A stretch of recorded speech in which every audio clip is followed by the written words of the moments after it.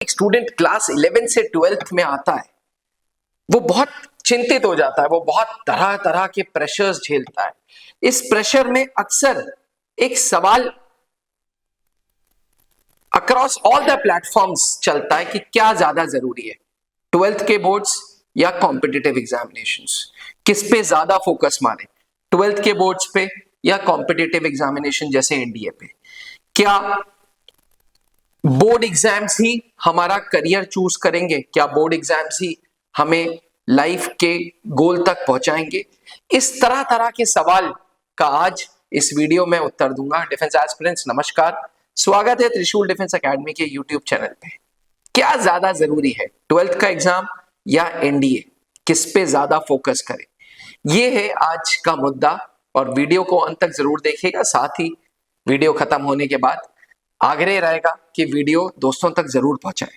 जैसे कि मैं बोल रहा था, जैसे ही बच्चा 11 से 12th में आता है, उसको बोर्ड एग्जाम्स की टेंशन होती है। उसको एक टेंशन होती है कि मेरे पेरेंट्स की मेरी जो एक्सपेक्टेशंस है वो मैं पूरा कर पाऊंगा या नहीं कर पाऊंगा। पेरेंटल प्रेशर रहता है, उसके पास सोसाइटी का प्रेशर रहता है, उसके ऊपर करियर की टेंशन रहती है, उसके ऊपर एक रिलेटिव्स का प्रेशर रहता है कि भाई रिलेटिव्स का प्रेशर रहता है कि भाई अगर उनके बच्चे के इतने परसेंटेज आए तो मेरे इतने आ पाएंगे या नहीं आ पाएंगे। इसे एक तरीके का वो पीयर प्रेशर भी बोला जा सकता है। अब इन सब प्रेशर्स में क्लास 12th के स्टूडेंट का बिहेवियर बदलने लगता है। वो सोशल मीडिया से दूर हो जाता है, वो स्पोर्ट्स खेलना बंद कर देता है, वो सिर्फ किताबों में घुसा रहता है। उसके शरीर में बदलाव आने लगते हैं, वजन बहुत बढ़ जाता है, चश्मे लग जाते हैं, अननेसेसरली बॉडी मूवमेंट नहीं होता है, वो घर में घुसा रहता है, वो सुबह से शाम तक पढ़ता है, फिर ट्यूशन जाएगा, फिर पढ़ेगा, वीकेंड्स में जाके वो अपने कॉम्पिटिशन्स की तैयारी करता है वीकेंड क्लासेस के द्वारा। और जो लाइफस्टाइल है वो बहुत स्टीरियोटाइप हो जाती है। ये वो स्टूडेंट्स हैं जो इनके ऊपर प्रेशर इतना हावी हो गया है क्लास 12th का कि वो अपनी जिंदगी जीना छोड़ चुके हैं।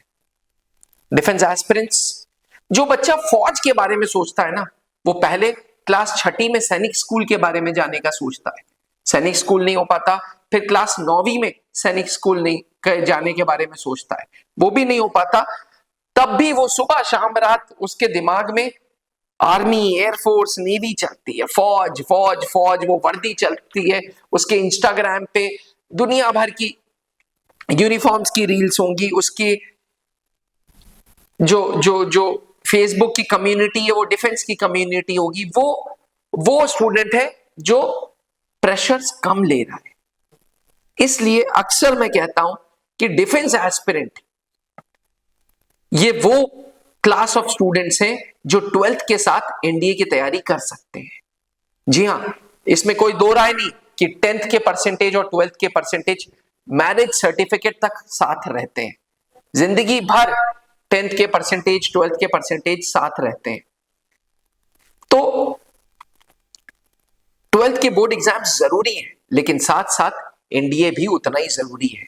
इसलिए डिफेंस एस्पिरेंट्स के लिए सलाह रहती है मेरी कि 12th के साथ आप एनडीए को इजीली कर सकते हो, आपके लिए डुएबल है। इसलिए डुएबल है क्योंकि अगर आप 12th की पढ़ाई मार्च अप्रैल के महीने में स्टार्ट करते हो तो सितंबर वाला एक एनडीए का एग्जामिनेशन दे लेते हो और अगले साल अप्रैल वाला, यानी कि 12th में रहते रहते, एनडीए फाउंडेशन कोर्स में रहते रहते आप 2 बार तैयारी कर सकते हो। इसके साथ साथ आप अपनी एकेडमिक्स को स्ट्रॉन्ग कर सकते हो। जब आपकी एकेडमिक स्ट्रांग होगी तो आपके 12th के बोर्ड भी स्ट्रांग रहेंगे और आपकी एनडीए की तैयारी भी स्ट्रांग रहेगी।